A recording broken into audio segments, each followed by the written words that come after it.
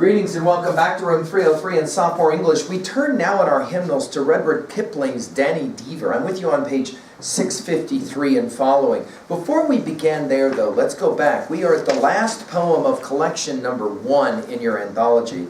I want to start on page 639 really quickly and remind you, we're concentrating on speaker in the poem and reminding ourselves that the speaker is not necessarily the poet. We also want to remind ourselves as well that we have different types of poetry. Narrative poetry tells a story, like we saw with Bridegroom.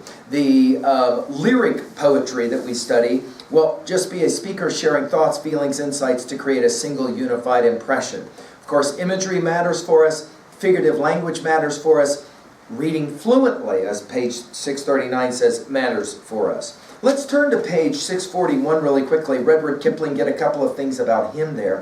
1865 to 1936. Kipling was born in India to English parents. He worked as a journalist in India, eventually moving to England. In 1907, he was awarded the Nobel Prize in Literature. You probably, if you know this name at all, you know it probably through his collection of short stories called The Jungle Book. So if you want to write that one down really quickly at 3A, that's a fun set of stories that maybe some of you, if you haven't read it, you've probably seen some film versions or whatever. Okay, let's turn now to Danny Deever and look at the background information at the top of 653. In this poem, Kipling writes in dialect. Write that down in 2B. That will be our focus for this one. A distinct form of a language spoken by people living in a particular region or belonging to a particular group. The character's dialect reflects their working class British origins. Working class British origins. All right? Okay, I'm going to just let this thing play all the way through. Follow along. My challenge to you at level 1 is to try and quickly figure out what's going on with poor Danny Deever, all right? That's our challenge. What's going on with Danny? Danny Deever by Rudyard Kipling. What are the bugles blowing for? Said files on parade. To turn you out, the color sergeant said. What makes you look so white, said files on parade. I'm dreadin' what I've got to watch, the color sergeant said. For they're hanging Danny Deever, you can hear the dead march play. The regiment's in Hollow Square, they're hanging him today. They've taken of his buttons off and cut his stripes away, and they're hanging Danny Deever in the morning. What makes the rear rank breathe so hard? Said files on parade.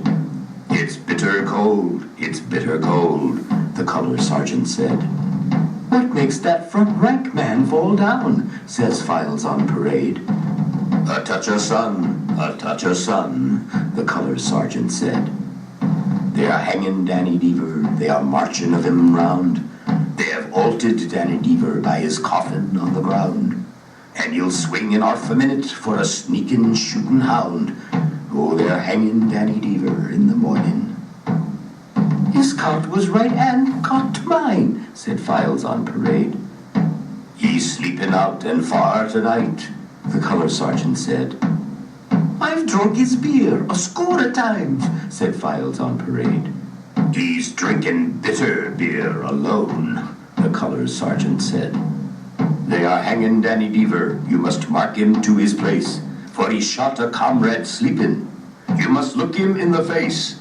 900 of his county and the regiment's disgrace, while they're hanging Danny Deever in the morning. What's that so black agin the sun? 654. Files on parade. It's Danny fighting hard for life, the color sergeant said. What's that whimpers overhead? Said files on parade. It's Danny's soul that's passing now, the color sergeant said. For they're done with Danny Deever, you can hear the quick step play. The regiment's in column, and they're marching us away.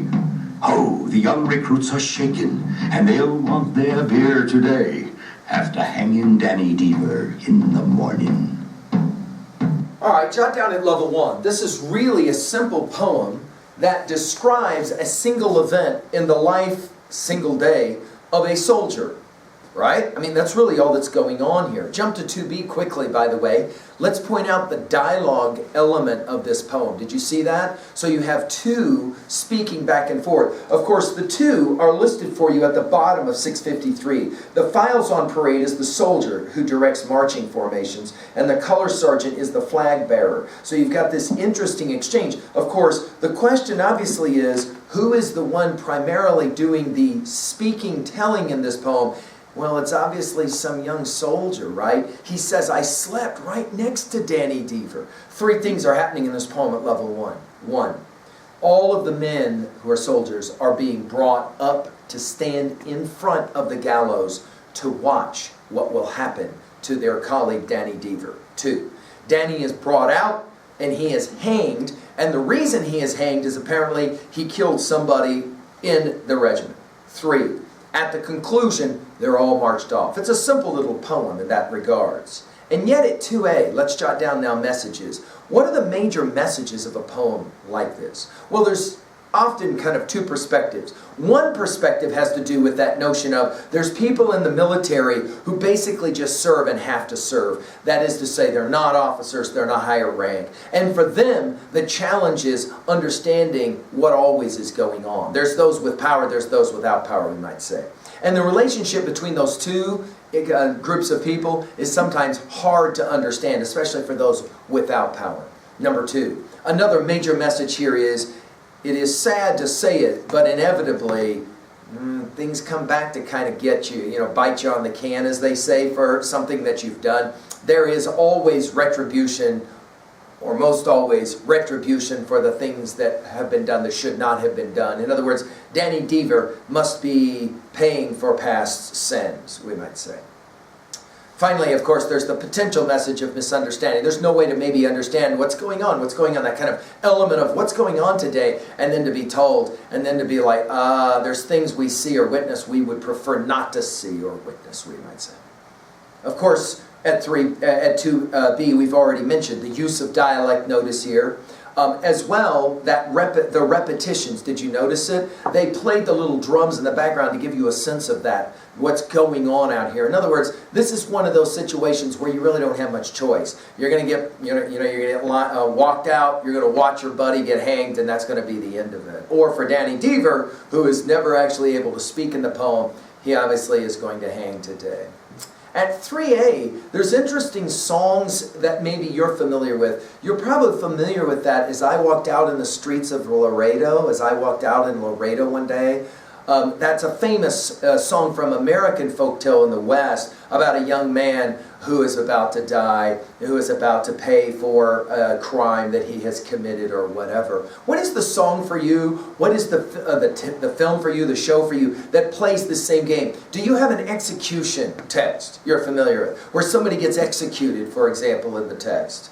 This idea of having to come out and see someone being executed or punished is sometimes involved in video games, sometimes involved in any number of other kinds of texts. We're also reminded at 3a, of course, of Psalm of Life and the whole notion of the drums, right? Art is long and time is fleeting, and our hearts, though stout and brave, still like muffled drums are beating. Funeral marches to the grave, that idea that in fact our life, our pulse, like the drum that you were listening to, only lasts for so long. At 3b, when was the last time you were in a circumstance like this, where you had to witness somebody else being disciplined or punished, and it made you very uncomfortable? If you have brothers or sisters, this will not be hard to remember probably, right? But a time maybe when, for example, if a colleague, student, friend of yours got called out and punished, and you had to kind of watch it happen, and there wasn't anything you could do about it. When was the last time maybe this happened to you, when you had to play the role of Danny Deever, and you got jacked for something you had done, and others maybe had to watch it happen, and they could not do anything about it? Is there a time in your life when that happened? Your introduction to Kipling and Danny Deever. Thank you.